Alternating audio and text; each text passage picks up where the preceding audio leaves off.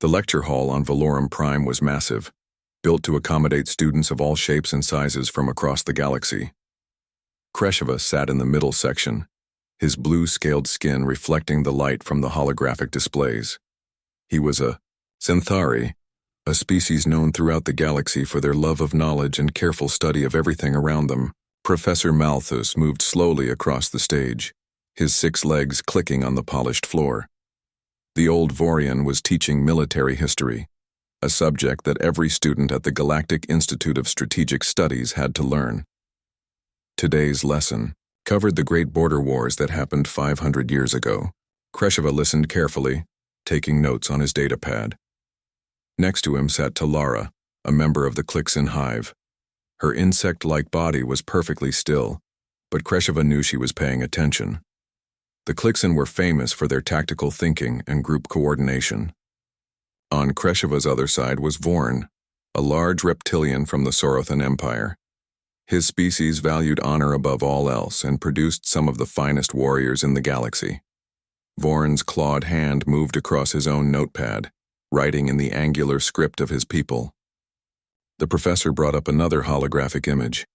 It showed a battle formation used by the Draknor Collective during their war with the Felian dynasty. Different colored lights represented different ships and their movements through space. Notice how both sides followed the established rules of engagement, Professor Malthus said, his voice carrying through the hall. They sent warnings before attacking. They allowed time for civilian evacuations. They did not target medical vessels or refugee ships.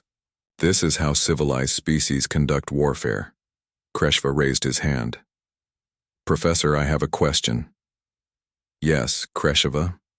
Why are there no humans in any of our battle simulations? We have studied 17 major conflicts from the past 1,000 years, but humans are not mentioned in any of them.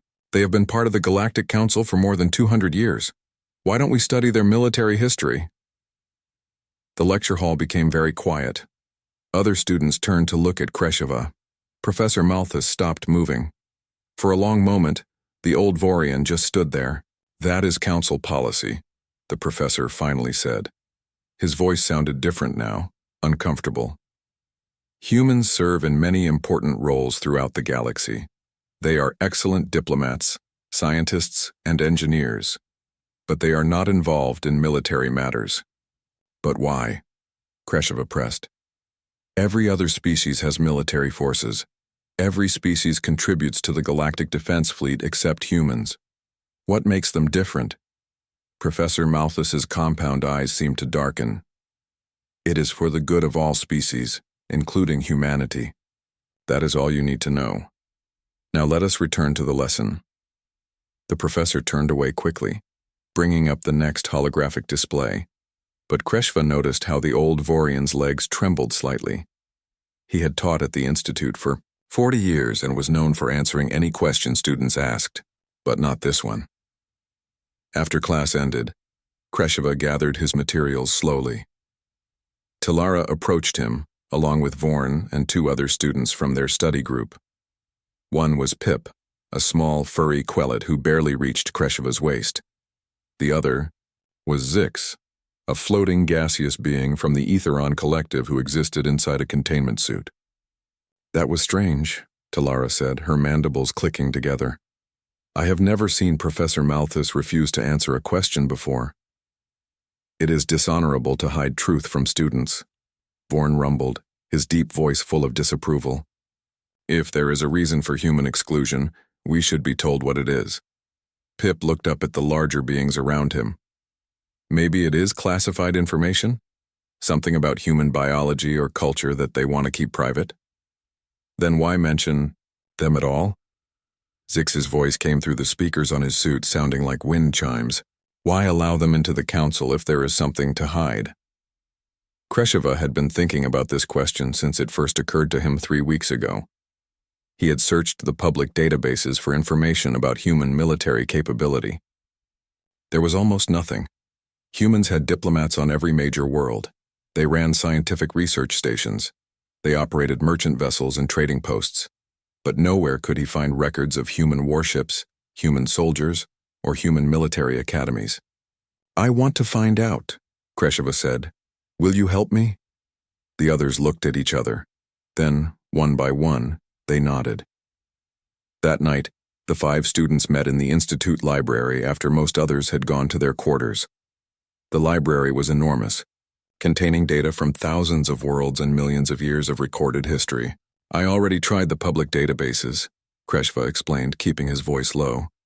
There's nothing useful there, just basic information about human culture, their homeworld Earth, and their diplomatic achievements.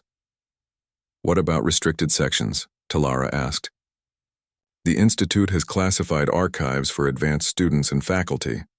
My honor demands I point out that accessing restricted archives without permission is against the rules, Vorn said. But then he leaned forward. However, my honor also demands I seek truth. I will help you. Pip twitched his whiskers. I am very good at getting into places I should not be. Quellets are small and quiet. Over the next week, the group made plans. They studied the security systems of the restricted archive section. They learned which professors had access and when they used it. They discovered that late at night, only automated systems watched the sealed doors. Talara, using her tactical mind, worked out a schedule. The security sensors sweep every 60 seconds, but there is a 0.4-second gap when the system resets. If we move exactly when I signal, we can reach the door without being detected. And I can bypass the lock, Pip added. Quellet fingers are very good at delicate work. They chose a night when 3 of Valorum Prime's 4 moons were dark. The Institute was quiet, most students either sleeping or studying in their rooms. The 5 conspirators made their way through empty corridors toward the restricted section. When they reached the heavy security door, they waited. Talara watched the sensor patterns on a small device she had built. Wait, now. They moved quickly. Pip jumped up to the lock panel and his small fingers flew over the controls. Sweat appeared on his fur despite the cool air. The seconds stretched out like hours. Then the door clicked open. Inside the restricted archives were dark except for emergency lights along the floor. Rows of data storage units lined the walls, each one containing thousands of files. Spread out, Kreshva whispered. Look for anything related to humans and military matters. They searched for almost an hour, carefully opening files and scanning their contents. Most were old battle reports, classified weapons research, or diplomatic secrets from centuries past. Nothing about humans. Then Zix's voice came through the darkness. I found something. They gathered around a data terminal in the back corner. On the screen was a single file, marked with the highest level of classification. The label read, Human Combat Assessment, Classified Level Omega. Omega classification, Talara breathed. That is higher than anything we have clearance for. Higher than most professors have clearance for. Can you open it? Kreshva asked. Pip studied the security protocols. Maybe, but it will take time. And if I make a mistake, the system will alert the security office. Do it, Vorn said. We have come too far to turn back now. Pip worked carefully, his small fingers moving with precise skill. Minutes passed. Then the lock disengaged with a soft sound. The file opened. What they saw on that screen would change everything they thought they knew about humans, about the galaxy, and about the true nature of war itself. Kreshva began reading, his eyes moving faster and faster across the text. The others crowded around, reading over his shoulder. By all the stars, Talara whispered. This cannot be real, Vorn said, but his voice was shaking. The file contained battle reports from a war that was not in any public database, a war between humans and an empire called the Kralathi, a war that should have been impossible. We need to copy this, Kreshva said. All of it, everything in this file. They worked quickly, downloading the data to isolated storage devices. When they finished, they carefully closed the file and left the restricted section exactly as they had found it. Back in Kreshva's quarters, the 5 students sat in silence, each one reading through the copied files on their personal devices. The more they read, the more disturbed they became. Outside the window, Valorum Prime's sun began to rise, painting the sky in shades of purple and gold. But none of them noticed.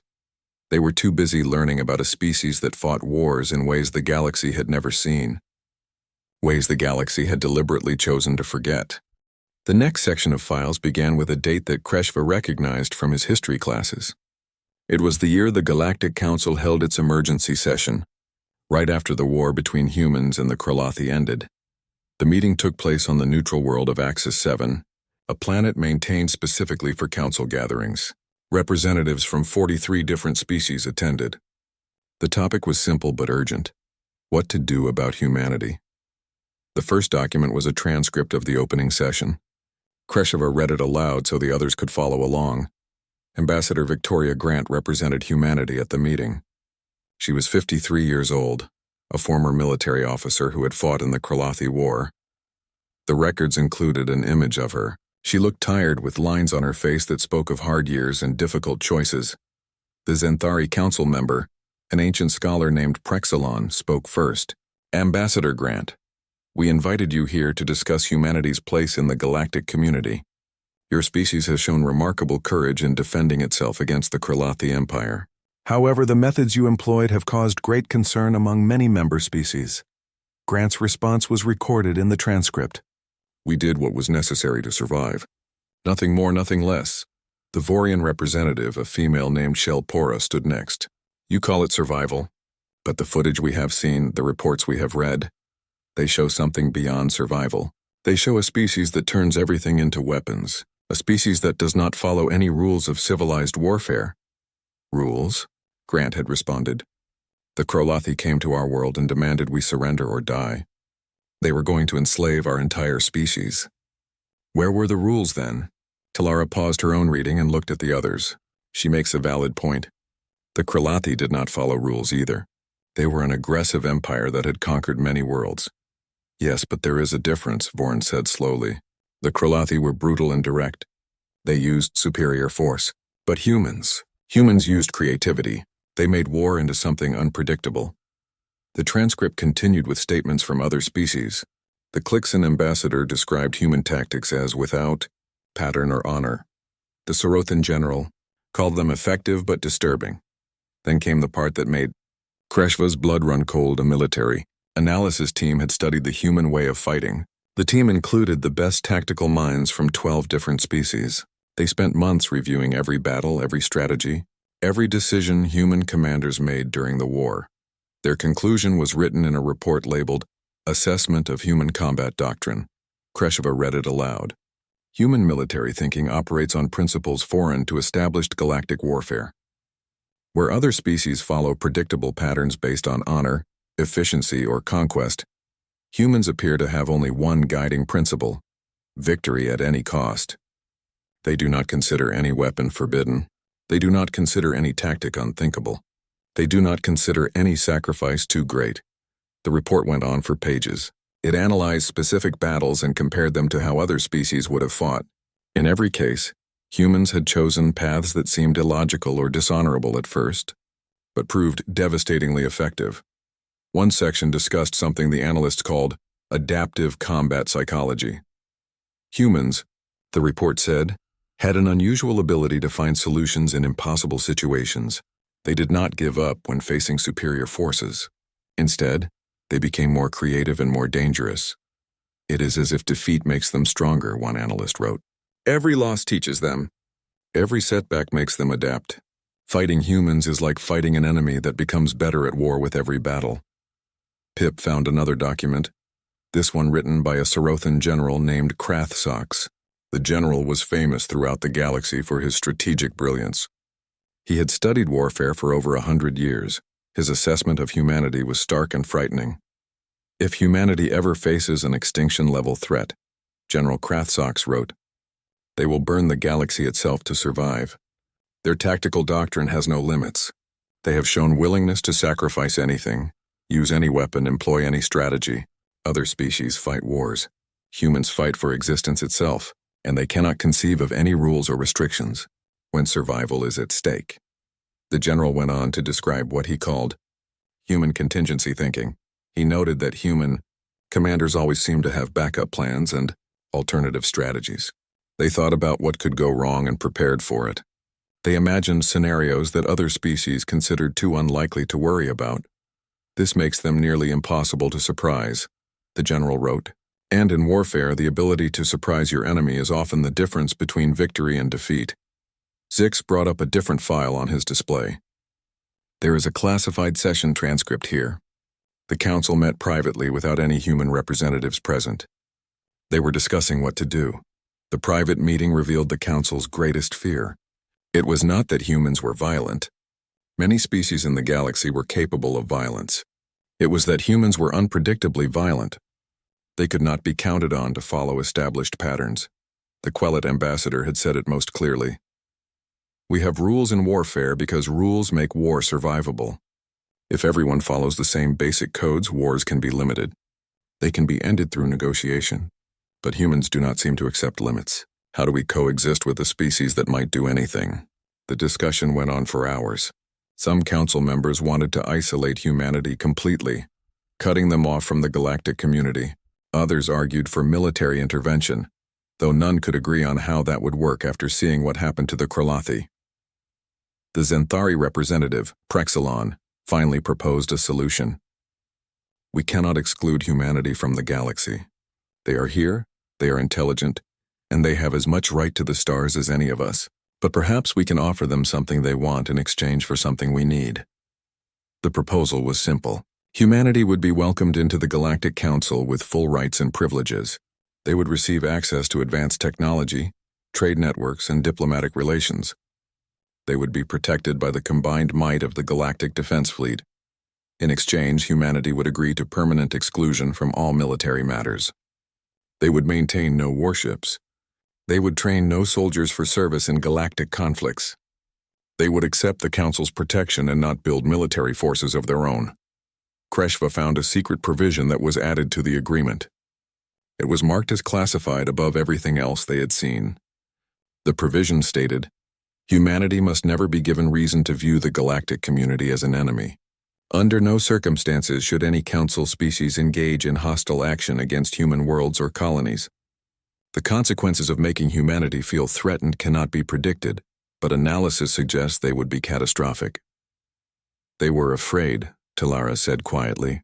The entire Galactic Council was afraid of one species that had barely left their homeworld. Not afraid of their strength, Vorn corrected. Afraid of their creativity.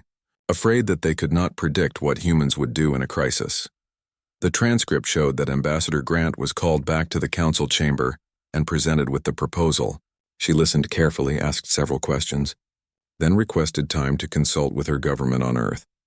3 days later, she returned with humanity's answer. We accept the Council's offer, Grant had said. With one condition. The Council members had waited nervously for her condition. Grant's words were recorded precisely. You must understand that we are not pacifists.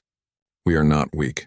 We are not surrendering our right to defend ourselves. We are choosing peace because we have seen the cost of war. We lost billions in the conflict with the Kralathi. Our homeworld was nearly destroyed. We accept your exclusion because we hope to never fight again. But do not mistake our cooperation for weakness. If humanity is ever truly threatened with extinction, we will do whatever is necessary to survive. We want you to understand that clearly. The Council had accepted this condition. The formal agreement was signed. Humanity joined the galactic community, but their military forces were disbanded. Human officers like Jake Morrison and Lisa Hayes became teachers and diplomats instead of soldiers. For 200 years, the agreement held. Humans became famous for their diplomacy, their science, and their art. They served throughout the galaxy in 1,000 peaceful roles. And most people forgot about the war that brought them to the Council's attention. Most people, but not all. The files showed that every 50 years the Council reviewed the agreement in secret sessions. Every time they decided to maintain it. Every time they concluded that humanity was too dangerous to include in military planning. One recent memo caught Kreshva's attention. It was written just 5 years ago by the current Zenthari Council leader. We have lived in peace with humanity for 2 centuries, the memo said. Human diplomats are skilled and honorable. Human scientists have contributed greatly to galactic knowledge. Human artists create beauty that enriches all species. But we must never forget what the original assessment said. We must never forget that somewhere under all that civilization, humanity still possesses the capacity for the kind of warfare that defeated the Kralathi Empire. The emergency alarms woke Kreshava from sleep. He rushed to his window and saw chaos across the Valorum Prime campus. Students were running, professors were shouting, and security forces were mobilizing. His communication device buzzed with an urgent message from Talara. "Turn on the news feeds, now." What Kreshava saw on the screen made his scales go cold. Attack footage from 3 different colony worlds showed ships unlike anything in the galactic databases. The vessels were organic-looking, with hull surfaces that seemed to move and breathe. They appeared from nowhere, attacked with devastating weapons, and then disappeared before defense forces could respond effectively. The news identified the attackers as the Vexkari Swarm. Intelligence reports said they came from dark space beyond the galactic rim.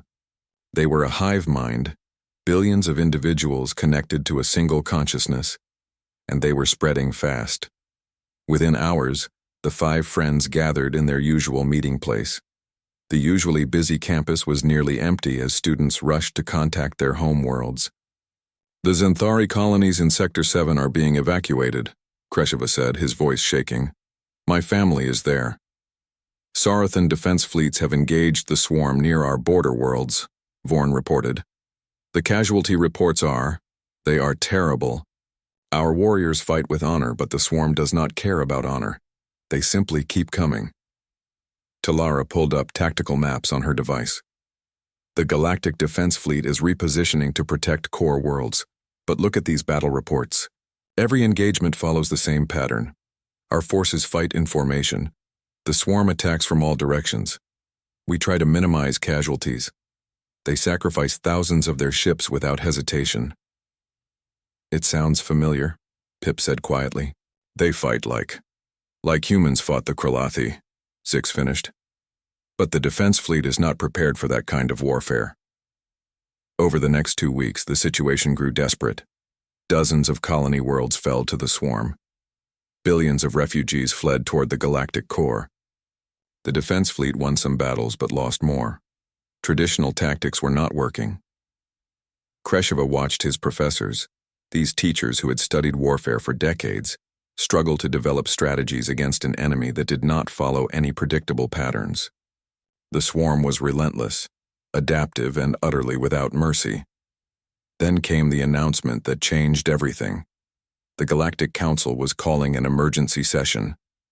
All students at the Institute were invited to observe via broadcast, given the crisis situation.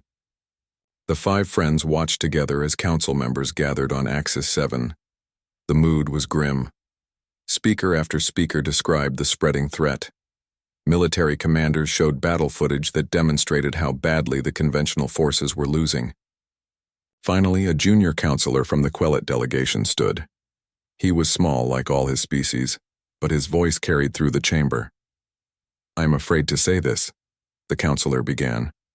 "I know the reasons for the decision made 200 years ago, but we are facing extinction. The swarm will not stop. They will consume every inhabited world unless we find a way to defeat them. And there is one species in this galaxy that knows how to fight an enemy like this." The chamber fell completely silent. We must ask the humans for help. The debate that followed was heated. Many council members expressed the same fears that had led to humanity's exclusion. If humans were given military authority again, what would stop them from becoming a threat? Themselves? The Xanthari Council leader stood, his old voice wavering. "I was there when the original agreement was made. I reviewed those files just yesterday. I understand all the risks, but I also understand that without help, the Xanthari colonies will be extinct within a month. My people will be gone." "How many other species face the same fate?" Ambassador Victoria Grant appeared on the view screen. She was in her 70s now, still serving as humanity's chief representative. Her hair was white, but her eyes were as sharp as ever. "Ambassador Grant," the Xanthari leader said, "the council must ask you a difficult question. Can humanity help us defeat the Vexkari swarm?" Grant's expression was grave. "We have been monitoring the swarm's advance. We have analyzed every battle report you have shared with us. Yes, we can help, We have tactical solutions that could turn the tide of this war." "And the price?" asked the Vorian representative. "What does humanity want in exchange for this help?" Grant was quiet for a moment. Then she said, "The same price we have always asked. Peace. We do not want territory. We do not want power. We want to go back to being diplomats and scientists and teachers after this crisis ends. But if you are asking us to fight, you need to understand what that means." "Tell us," the council leader said. "It means we will do whatever is necessary to stop the swarm. We will use tactics that may disturb you. We will take actions that you might consider dishonorable or extreme. We will fight to win, and we will not stop until the swarm is defeated or we are all dead. Those are the terms. That is what human military intervention means." The council chamber buzzed with worried conversation. Finally, they called a vote. One by one, species representatives stood and declared their positions. The vote was unanimous. Humanity's military exclusion was temporarily suspended. Grant nodded slowly. "Very well. Human defense forces will mobilize immediately. We maintained small reserve fleets and training programs in case this day ever came. Give us 72 hours to reach the front lines." The transmission ended. The students sat in stunned silence. "They kept ships," Vorn said. "Even after agreeing to disband, they kept military forces in reserve." "The agreement allowed it," Talara pointed out, "for exactly this kind of emergency. But none of us knew they were there." 3 days later, human vessels began arriving at the battle zones. The ships had names from Earth's military history: the Yorktown, the Kursk, the Somme. Each name represented a battle from humanity's violent past. Commander Jake Morrison commanded the human fleet. He was the grandson of the legendary captain from the HFY War, and he had studied every battle his grandfather fought. The first engagement showed the galaxy what human military doctrine really meant. The swarm attacked a Clixon colony world with their usual overwhelming force. The defense fleet began evacuating civilians, following standard protocol. Then the human ships arrived. Morrison did not try to save the colony. Instead, he let the swarm land their forces and begin consuming the world. The other species commanders were horrified. Then, when most of the swarm ships were on the surface, Morrison's fleet attacked the orbital control nodes. The swarm tried to evacuate, but human ships had positioned themselves to prevent escape.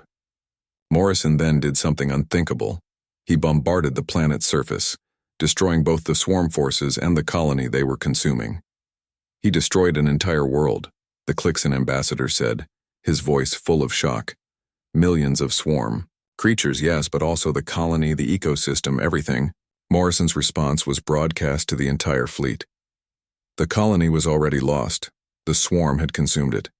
I used what they thought was their victory as a trap. Now they have lost a significant portion of their invasion force. This is what human warfare looks like. This is what you asked for."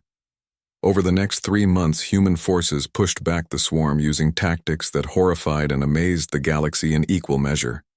They used the swarm's hive mind against them, sending false signals and corrupted data that spread through their network like a virus.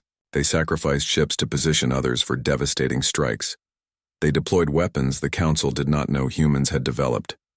When conventional shields proved ineffective, humans used quantum disruptors that tore through swarm defenses.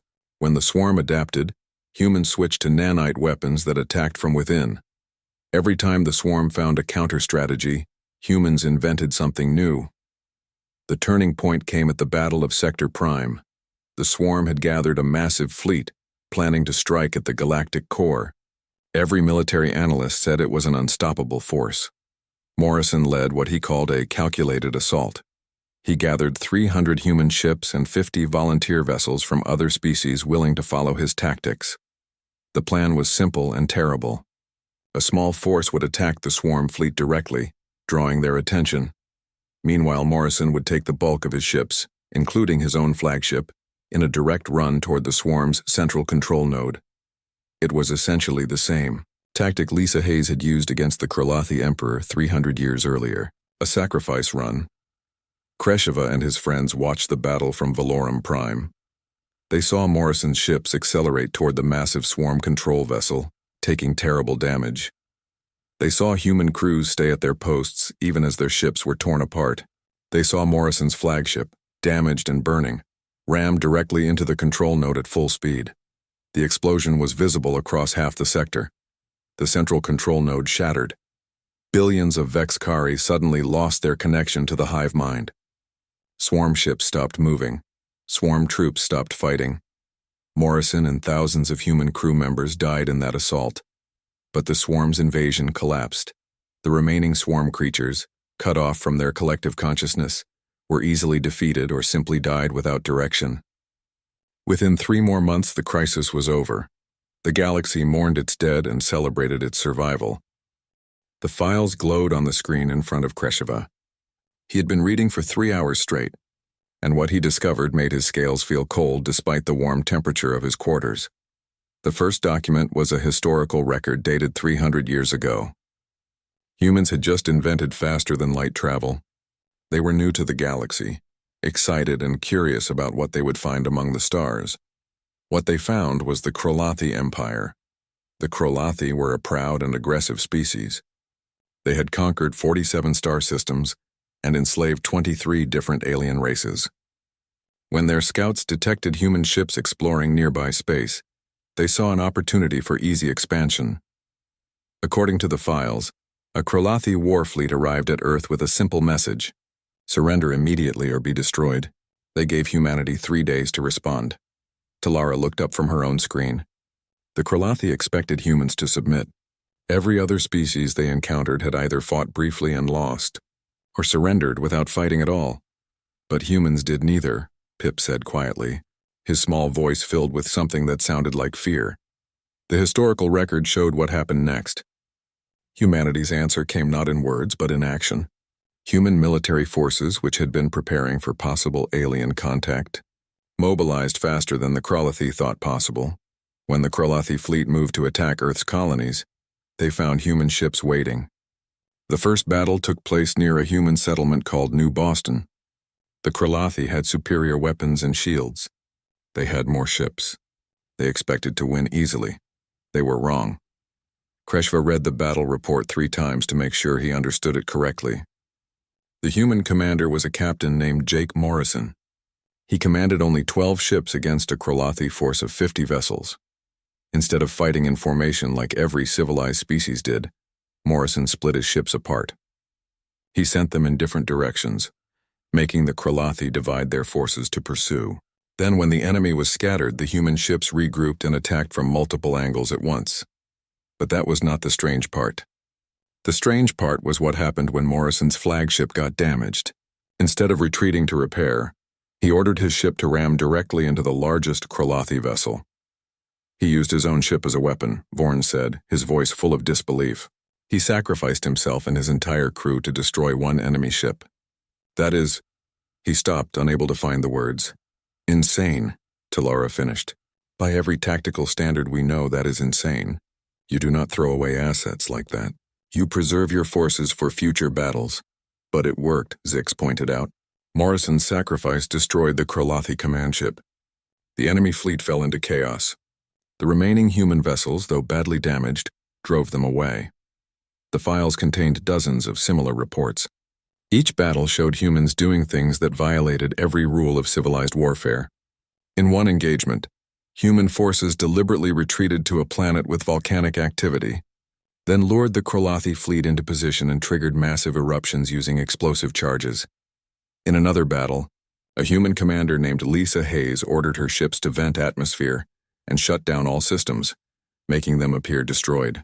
When the Krolathi fleet passed by thinking they were debris, the human ships suddenly powered up and attacked from behind. They pretended to be dead, Pip said, his whiskers trembling. They used deception. They made the enemy think they won, then struck when the Krolathi let their guard down. Kreshva found a tactical analysis written by a Krolathi general named Vex Thul. The general wrote, "These humans do not fight with honor. They do not follow any code. They use everything as a weapon, even their own bodies. They booby-trap their abandoned positions. They send false surrender signals to lure our ships into ambushes. They turn their civilians into fighters. I have been a warrior for 40 years, and I have never encountered an enemy like this. The war lasted 2 years. The Krolathi had more ships, better technology, and centuries of military experience, but none of it seemed to matter. Humans adapted to every tactic the Krolathi used. When the enemy deployed new shields, humans found ways around them. When the Krolathi changed their battle formations, humans changed their strategies. It was like fighting water, one Krolathi officer wrote. No matter how hard you hit it, it just flows around you and keeps coming. One report described a battle where a small human colony was under siege. The Krolathi surrounded the planet, cutting off all supply lines. They expected the humans to starve and surrender within weeks. Instead, the humans turned everything on their planet into weapons. They took apart mining equipment and rebuilt it into missile launchers. They used farming chemicals to create explosives. They modified civilian shuttles into suicide drones. When the Krolathi finally landed troops on the surface, they found that every building was booby-trapped. Every street was a killing zone. The humans fought from sewers and rooftops and underground tunnels. They used their own wounded as bait, hiding soldiers nearby to ambush medical teams. "This is horror," Vorn said, his scales pale. "My people value honor in combat. We face our enemies directly. We fight with courage. This is something else." The files showed images from the battles. Kresheva wished they did not. He saw human soldiers who looked barely older than students, their faces covered in dirt and blood. He saw ships held together with whatever materials the crews could find. He saw weapons that looked like they were built in workshops rather than factories, but he also saw the results. Battle after battle, humans either won or fought to a draw against superior forces. Even when they lost, they made the Krolathi pay a terrible price for every inch of ground. Talara found a communication intercept from late in the war. A Krolathi fleet commander was sending a message back to the Empire's capital. "We cannot win this war," the message said. "For every human ship we destroy, 2 more appear. For every human we kill, 10 more take their place. They do not fight for territory or resources. They fight for survival, and they will never stop fighting as long as even one of them still lives." The turning point came during what the files called the Battle of the Outer Ring. A massive Krolathi fleet, over 300 ships, moved toward Earth itself. They planned to destroy humanity's homeworld and end the war in one strike. Commander Lisa Hayes, who had survived dozens of battles, commanded the human defense fleet. She had only 80 ships. According to the tactical records, Hayes did something that shocked both sides. She divided her forces into 3 groups. The first group attacked the Krolathi fleet head-on, drawing their attention. The second group circled around to attack supply lines. The third group, led by Hayes herself, went directly for the Krolathi Emperor's flagship, which was commanding the attack from a safe position behind the main fleet. She ignored the main battle, Talara said, reading the report with wide eyes. She left her outnumbered forces to face the enemy alone while she attacked the leadership. She paused. "That is actually brilliant. Ruthless but brilliant. The attack worked." Hayes's ships broke through the defensive perimeter using every dirty trick they had learned. They used debris as cover. They broadcast false distress signals. They hacked into Krolathi communication networks and sent fake orders. When they reached the Emperor's flagship, Hayes did not try to destroy it with weapons. Instead, she did something that would have been unthinkable to any other species. She rammed it. Hayes and her entire crew died in the collision. But so did the Krolathi Emperor and most of his high command. The battle ended in chaos as the Krolathi fleet, suddenly leaderless, retreated in disorder. 3 weeks later, the Krolathi Empire sent a communication to Earth. They wanted peace. The 5 students sat in stunned silence after finishing the battle reports. Outside, Valorum Prime was experiencing midday, but Kresheva's quarters felt dark and cold.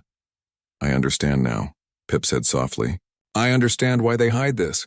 If the galaxy knew humans could fight like this, it would terrify everyone." Vorn finished.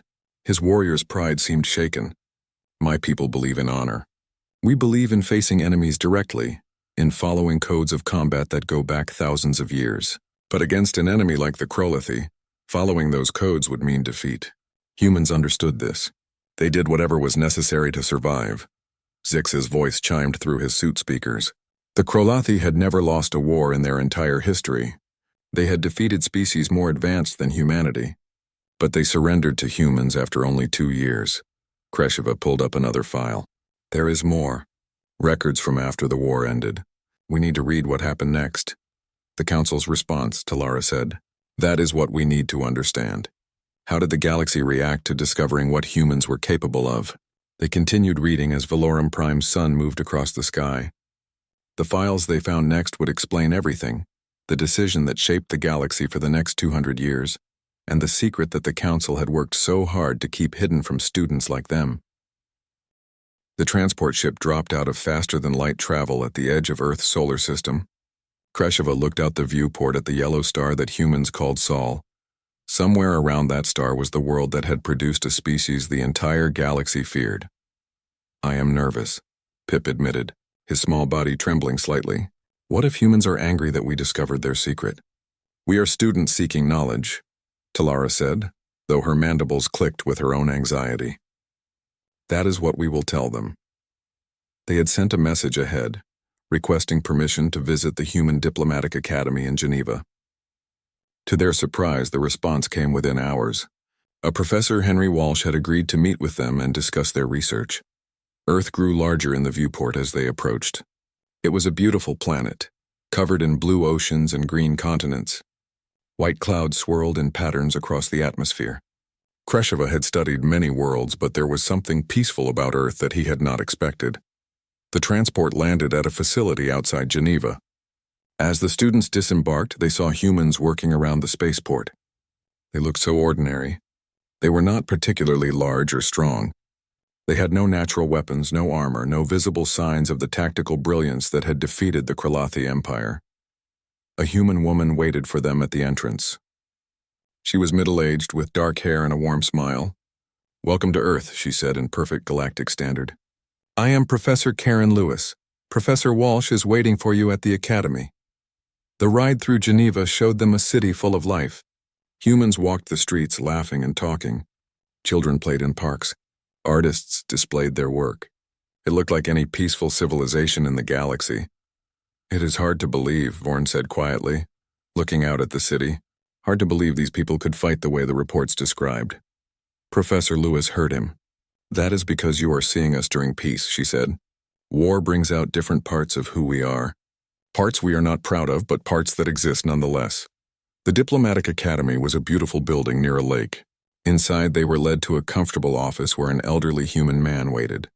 He had white hair and kind eyes that crinkled when he smiled. I am Henry Walsh, he said, shaking hands with each of them in the human greeting custom. Please sit down. I understand you have questions about why humanity is excluded from galactic military service. Kresheva felt his prepared speech disappear. The professor's direct approach caught him off guard. You know what we discovered? Of course, Walsh said, settling into his chair. There are very few secrets that determined students cannot uncover. And honestly, I'm glad you came here to ask us directly, rather than making assumptions based only on old reports. He touched a control on his desk, and a holographic display appeared showing Earth's history, images of ancient battles, old weapons, primitive soldiers fighting with swords and shields. To understand why we accepted the Council's exclusion, Walsh began, you need to understand human history, not just the Kralathi War, but everything that came before it. For the next hour, Professor Walsh showed them humanity's past. He did not hide anything. He showed them wars that killed millions. He showed them weapons designed to destroy entire cities. He showed them the trenches of what humans called World War I, where millions of soldiers died fighting over tiny pieces of land. He showed them the atomic bombs dropped on Hiroshima and Nagasaki, weapons so terrible that they forced an end to World War II. He showed them the Cold War that followed, where two human nations pointed thousands of nuclear weapons at each other for decades. We spent more of our history at war than at peace, Walsh said quietly. For thousands of years, humans fought each other. We got very, very good at it. We learned tactics and strategies that your species never needed, because you made peace with each other early in your development. Talara leaned forward. But the Kralathi War showed you could fight others as well. The tactics you used, the creativity, the refusal to surrender. Where did that come from? Walsh smiled sadly. It came from our history of fighting each other. Every tactic we used against the Kralathi, we had already used against other humans. The ambushes, the psychological warfare, the willingness to sacrifice, we learned all of that fighting ourselves. He pulled up another image, this one showing a ceremony. Humans in formal clothing were signing documents. When we learned we were not alone in the universe, many humans hoped we could leave our violent past behind. The first contact with the Krolathi was a terrible shock, but in a way it also gave us an opportunity. The Council's offer, Zig said, understanding. Exactly, Walsh confirmed. The Council offered us a reason to disband our military forces. They offered us protection, which meant we did not need weapons, and most importantly, they offered us permission to be something other than warriors. A door opened and another person entered the office. She was an elderly woman who moved with a military bearing despite her age. Walsh stood up. "This is Commander Lisa Hayes," he said. "I thought you should hear from someone who actually fought in the Krolathi War." Kresheva felt his scales go cold. This was the woman from the files, the one who had rammed her ship into the Krolathi Emperor's flagship. But she was supposed to be dead. Hayes saw his reaction and smiled. "The report said I died in that collision. That is what we wanted the Krolathi to think. Actually, my crew and I escaped in pods just before impact. We made it look like a suicide run, but it was really just a very aggressive ramming maneuver with good timing." She sat down, moving a bit stiffly. "You found the old battle reports, so you know what we did during the war. You know the tactics we used. I am here to tell you why we fought that way, and why we are glad we do not have to fight anymore." Hayes described the fear that drove human forces during the war. The Krolathi were bigger, stronger, and more advanced. They had made it clear they would not accept peace or coexistence. For humans, it was survival or extinction. "We did terrible things," Hayes said, her voice heavy with memory. "We turned every resource into weapons. We used tactics that would have been war crimes if we were fighting other humans under our own laws. We made choices that still give me nightmares 30 years later." She looked at each of the students. "But we survived. And when the Council offered us a way to never have to make those choices again, most of us were relieved. We had proven we could fight. We did not need to keep proving it," Pip asked quietly. "But do you resent being excluded? Does it feel like the galaxy thinks you are too dangerous to trust?" Hayes considered the question carefully. "Some humans do feel that way. They think the exclusion is insulting or unfair, but most of us understand it is not about trust. It is about fear. And honestly, after what we did to the Krolathi, that fear is reasonable." Walsh brought up another display, this one showing the current generation of humans. Young people studying at universities, working in laboratories, serving as diplomats throughout the galaxy. "These young people have never known war," Walsh said. "They grew up in a galaxy where humanity is known for diplomacy and science, not military power. They are exactly what we hoped we could become." He gestured to his office window where they could see students walking across the academy grounds. "We train them to build bridges between species, to find peaceful solutions to conflicts, to use words instead of weapons. But they still learn about the war," Talara observed. "Your military history is taught to diplomats?" "Of course," Walsh said. "We teach it as a warning. We teach what we are capable of when pushed to extremes. We teach it so they understand why we choose peace and what is at stake if peace fails." A young human student entered the office, bringing tea for everyone. His name was Alex Turner, and he was studying to become a diplomatic attaché. When he learned what the alien students were researching, he sat down with them. "I have studied the Krolathi War as part of my training," Alex said. "Professor Walsh makes sure all of us understand what humanity did and why. It is not something we are proud of, but it is part of who we are." Another student joined them, a young woman named Megan Foster. "It is like having a loaded gun in a locked safe," she explained. "We know it is there. We know how to use it, but we choose not to reach for it. That choice is what defines us now, not the capacity for violence." Vorn spoke up, his warrior's pride evident. "But what if the galaxy faces another threat? What if there is an enemy that the Galactic Defense Fleet cannot stop? Would you fight then?" The room became quiet. Hayes and Walsh looked at each other. Then Hayes answered carefully. "If the galaxy truly faced extinction, if there was no other choice, yes, we would fight. The agreement with the Council allows for that, though it is not widely known. But we hope that day never comes." Walsh added, "We are not pacifists. We are not weak. We have simply chosen to use our abilities for building instead of destroying. That choice is not weakness. It is possibly the hardest thing humanity has ever done." As the sun set over Geneva, The students and their human hosts continued talking. They discussed philosophy, ethics, and the nature of peace and war. The humans answered every question honestly, hiding nothing. When it was finally time to leave, Professor Walsh walked them to their transport. "I hope you found what you were looking for," he said.